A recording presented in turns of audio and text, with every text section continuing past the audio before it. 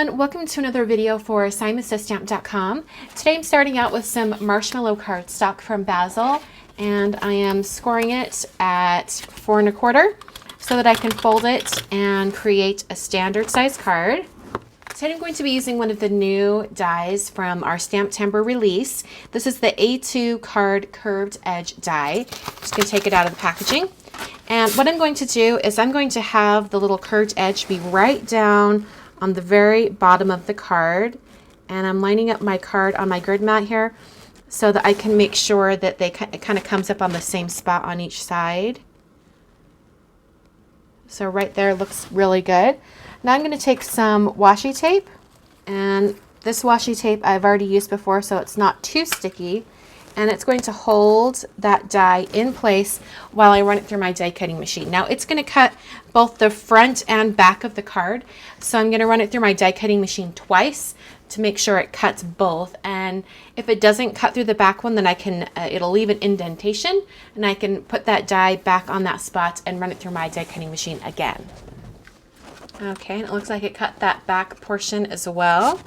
All right, now I have some Jawbreaker cardstock from Basil, and it's going to go in here nestled right in there. And I've measured it to be 3.5 wide by 5 tall. So if I put that curved edge right on this edge, it should nestle in there just perfectly. So I'm bringing that die in, and I'm making sure that it lines up at the same spot on either side. And I'll use that same washi tape that I used before. All right, so that nestles in there just perfectly now. I'm going to be doing a bunch of embossing on this cardstock here. So I'm taking my Inka Dinka Do embossing magic powder bag, and I'm putting that all over this cardstock.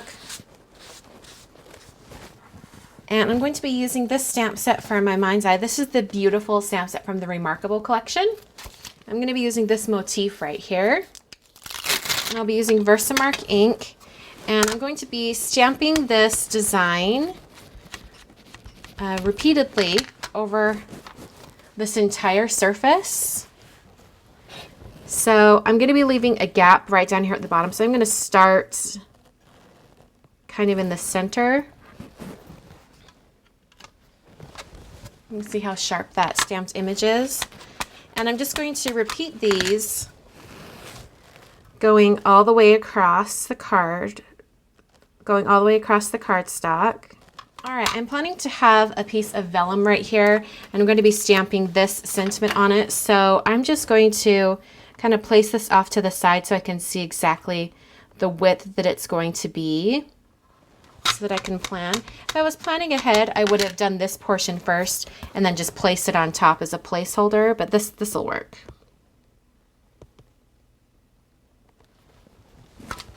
Okay, so now I have a good idea of the gap I need to leave right there. I'm going to be using 2 different embossing powders today, both from Ranger. The first one is clear, and I'm just going to be embossing all my stamping that I just did.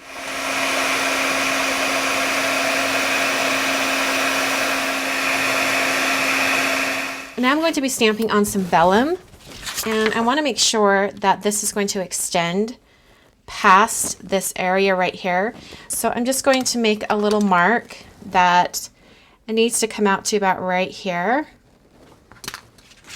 All right, and I'm going to take my embossing magic powder bag once again and just go over the top portion of that vellum. And I'll take the lovely stamp that I was using earlier, and I'll be using Versamark. And I'm going to stamp this right up on the edge, or maybe just close to the edge, right there.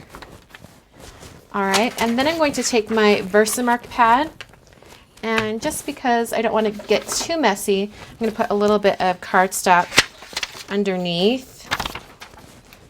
And probably can't see it on screen, but I can kind of see right here. I'm going to pick up the very tail end of that stamp and just squash my Versamark pad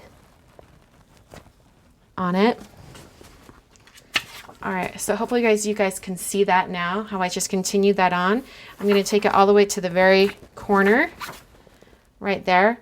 And now I can add embossing powder, and it should just look like that little banner is a continuation. Now I'm using silver embossing powder.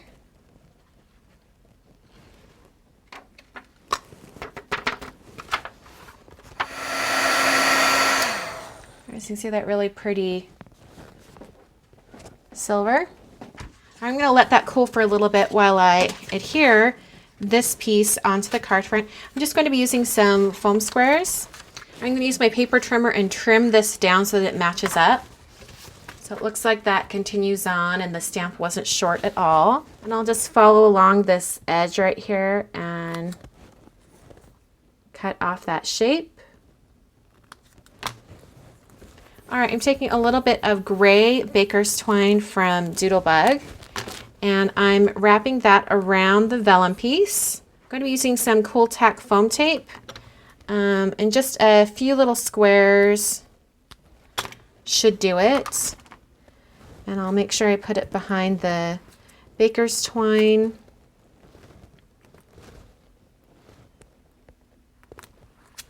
By the lovely, and the silver embossing should be enough to mask anything that would show through. All right, and there's the card for today. Lots of embossing, a lot of shine and sparkle. Anyway, hope you guys enjoyed, and I will catch you guys next time. Thanks for watching.